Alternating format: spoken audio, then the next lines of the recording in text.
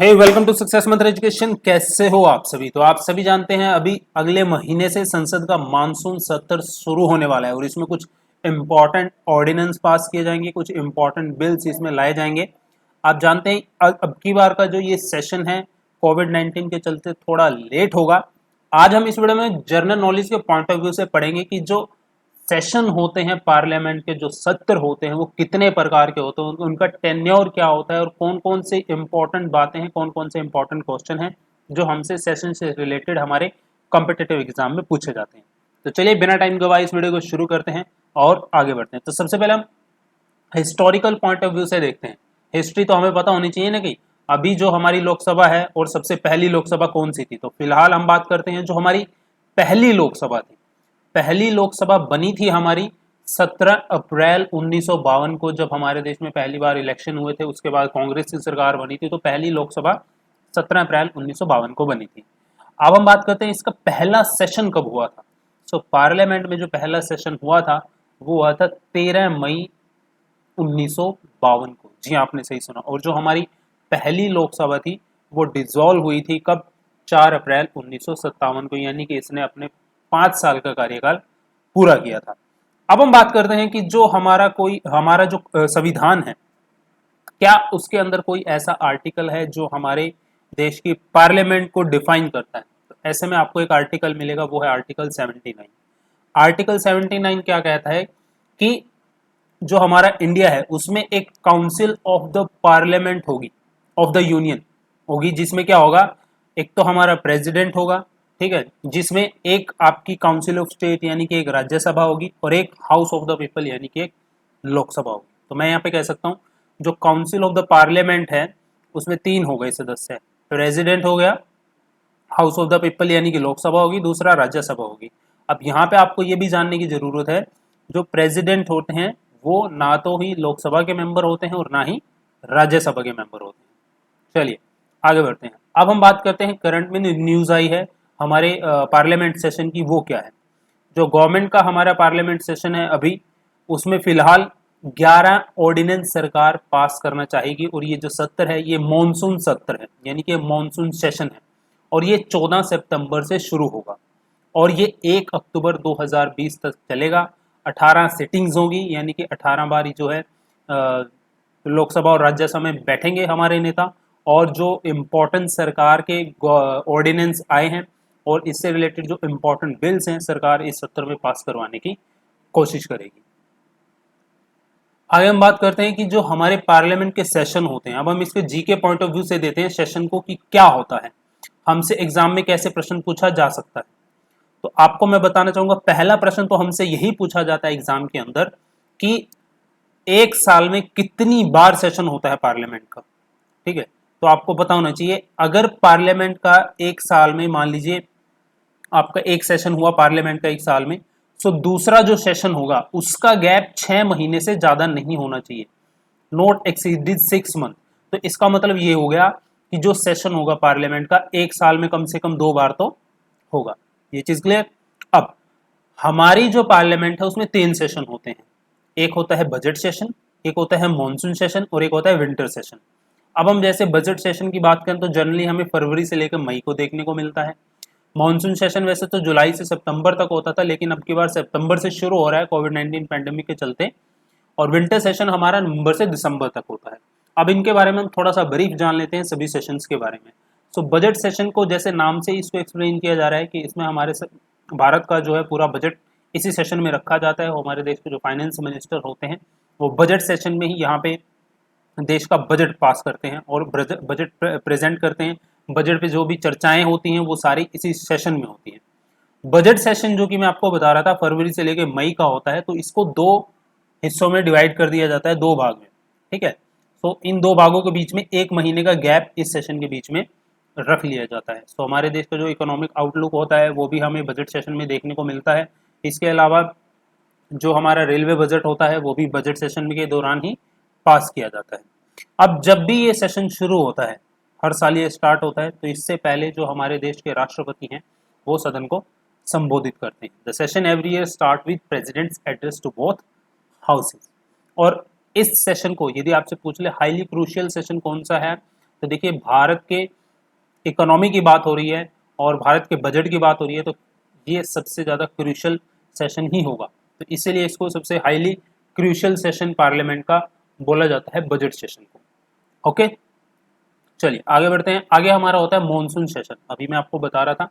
सो monsoon session generally हमारा जुलाई से सितंबर तक का होता है हर साल, अब की बार लेट हो गया है।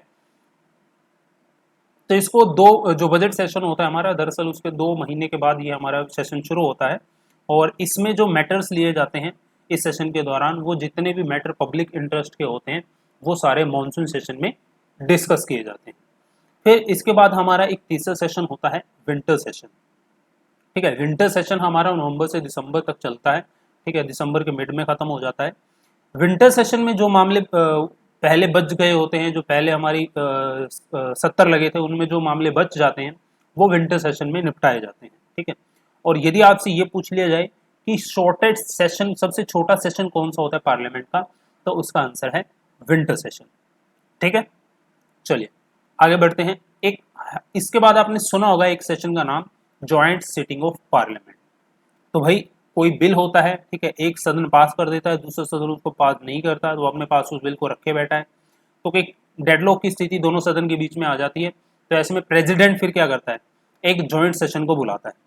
अब जॉइंट सेशन का प्रोविजन क्या हमारे संविधान में है, ऑफ कोर्स है। तो इसके लिए आपको पढ़ना पड़ेगा आर्टिकल 108। आपसे एग्जाम में पूछ ले कि जॉइंट सेशन ऑफ पार्लियामेंट का संबंध कौन से आर्टिकल से है, या फिर आर्टिकल 108 का संबंध किससे है, तो आपका आंसर होगा जॉइंट सेशन ऑफ पार्लियामेंट। ठीक है, सो आर्टिकल 108 क्या कहता है कि यदि कोई बिल एक हाउस पास करता है और दूसरे हाउस को पास करने के लिए उसको ट्रांसमिट कर देता है, अब आगे क्या कंडीशन हो सकती है, दूसरा हाउस उस बिल को रिजेक्ट कर दे, पहली कंडीशन हो गई जॉइंट सेशन की। दूसरी कंडीशन क्या है, जो दूसरा हाउस है वो डिसएग्री कर दे, ठीक है, जो भी अमेंडमेंट्स हैं बिल में उन पर पूरी तरह से वो डिसएग्री कर दे, दूसरी कंडीशन हो गई।